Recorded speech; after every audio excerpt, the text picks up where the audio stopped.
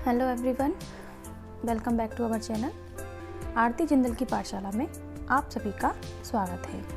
साथियों, आज मैं आपके साथ आधारशिला मॉड्यूल का भाग 3 के कुछ इम्पोर्टेंट क्वेश्चंस आपके साथ शेयर करने जा रही हूँ। आज मैं आपके साथ टोटल 42 क्वेश्चंस शेयर करूँगी। तो आइए जानते हैं सबसे पहला क्वेश्चन है, गणित से हमारे अंदर किन कौशलों का विकास होता है? तो इसका आंसर है क्रमबद्धता, नियमितता, तर्क और चिंतन, विश्लेषण, संश्लेषण, निष्कर्ष निकालना, तथ्य प्राप्त करना और प्रस्तुत करना। इसके बाद नेक्स्ट क्वेश्चन है, गणित से हमें कौन सा नजरिया मिलता है? तो गणित से हमें सोचने का नजरिया मिलता है। क्वेश्चन नंबर 3 है, बच्चों में गणितीय कौशलों के विकास के लिए कितने केंद्रिक आउटकम विकसित किए गए हैं? तो इसका आंसर है हमारा 5 केंद्रिक आउटकम। टोटल कितने केंद्रिक आउटकम है? 5 केंद्रिक आउटकम को फोकल लर्निंग आउटकम्स भी कहते हैं। नेक्स्ट क्वेश्चन है, ठोस वस्तुओं की अहम भूमिका किस में होती है? तो ठोस वस्तुओं की अहम भूमिका क्या होती है? शुरुआती दिनों में गणित सिखाने में, यानी कि हम बच्चों से किसी भी ठोस वस्तु के आधार से शेप सिखा सकते हैं, बच्चों को काउंटिंग सिखा सकते हैं, वह सारी चीज़ें। क्वेश्चन नंबर 5 है, गणित सीखने का क्रम कैसा होता है? तो गणित सीखने का एक निश्चित क्रम होता है। क्वेश्चन नंबर 6 है, गणित सीखने में सबसे महत्वपूर्ण स्थान क्या है? तो गणित सीखने में सबसे महत्वपूर्ण स्थान होता है समझने का। जब तक बच्चा समझेगा नहीं तब तक वो गणित नहीं कर पाएगा। गणित में रटने की कोई भी विद्या नहीं होती है। क्वेश्चन नंबर 7 है, अभ्यास करने से क्या बढ़ता है? तो अभ्यास करने से समझ और कौशल बढ़ते हैं। क्वेश्चन नंबर 8 है, रटना कैसी क्रिया है? तो रटना एक मशीनी क्रिया है। क्वेश्चन नंबर 9 है, सही उत्तर से ज़्यादा जरूरी क्या है? सही प्रक्रिया।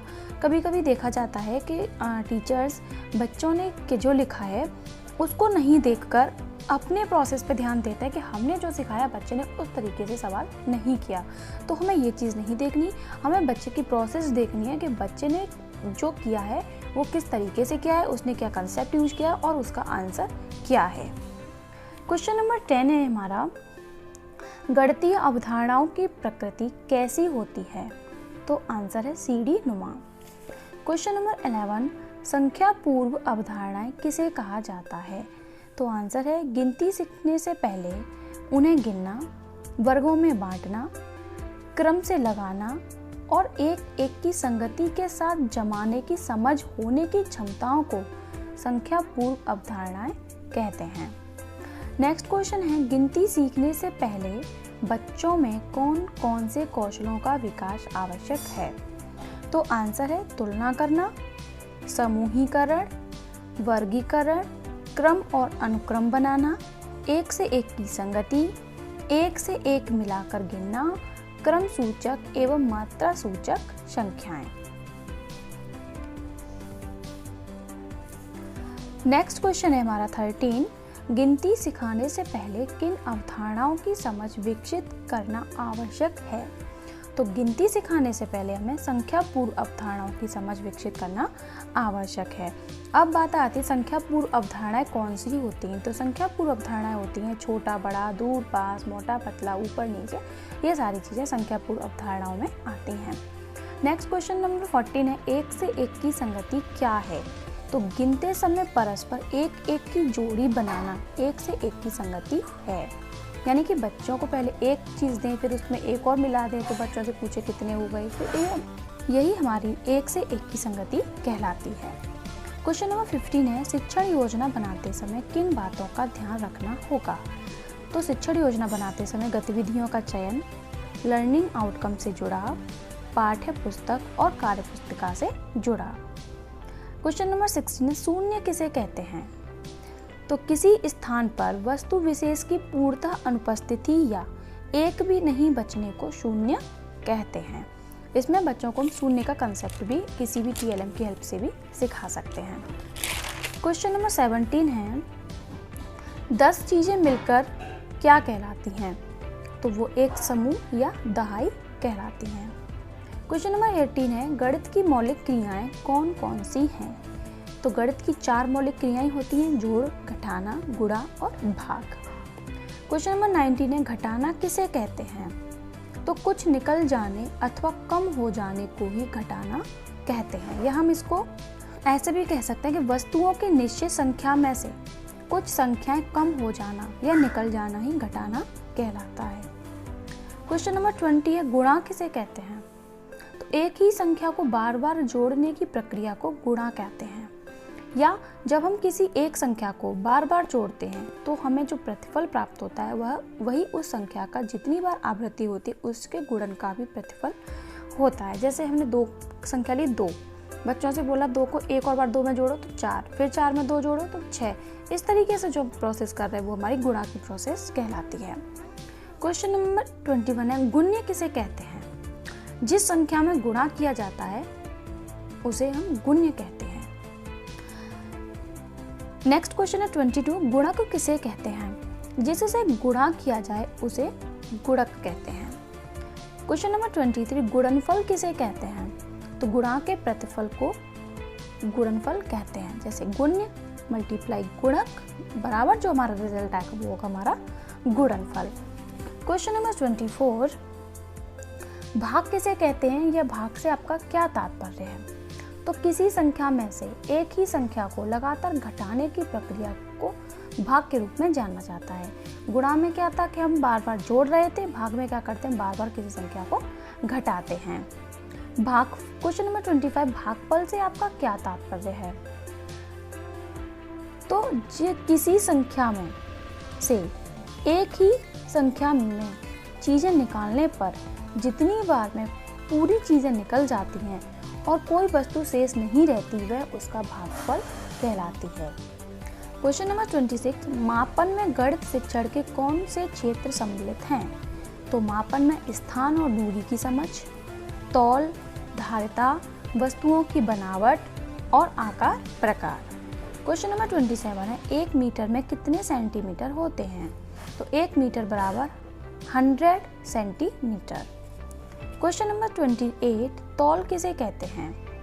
तो तौल बच्चों से पूछ सकते हैं, तराजू के बारे में भी बच्चों को बता सकते हैं कि जब हम लोग दुकान से कोई भी चीज़ खरीद के लाते हैं, जैसे हम चीनी लेके आ रहे हैं तो 1 किलो 2 किलो, तो बच्चे उस एग्जाम्पल से अच्छे से तौल को समझ सकते हैं। किसी वस्तु को मानक इकाइयों ग्राम, किग्रा से मापन करने की प्रक्रिया को ही तौल के नाम से जाना जाता है। क्वेश्चन नंबर 29, 1 किलोग्राम में कितने ग्राम होते हैं? तो 1 किलोग्राम में 1000 ग्राम होते हैं। क्वेश्चन नंबर 30, धारिता किसे कहते हैं? किसी बर्तन या पात्र में समाहित हो पाने वाले द्रव की मात्रा को ही उस पात्र की धारिता कहते हैं। जैसे कि हम अगर किसी बर्तन में दूध को करते हैं तो जब हमारा दूध उस बर्तन में चला जाता है तो वह उस पात्र की क्या कहलाती है? धारिता कहलाती है। 1 लीटर में कितने मिलीलीटर होते हैं? तो 1 लीटर में 1000 मिलीलीटर होते हैं। क्वेश्चन नंबर 32, घड़ी में कौन सी सुई सबसे तेज चलती है? तो वो होती है हमारी सेकंड की सुई।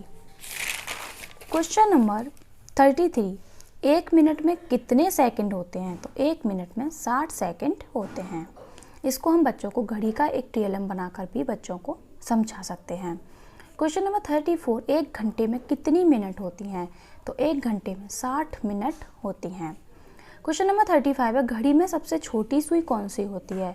तो घंटे वाली सुई सबसे छोटी होती है।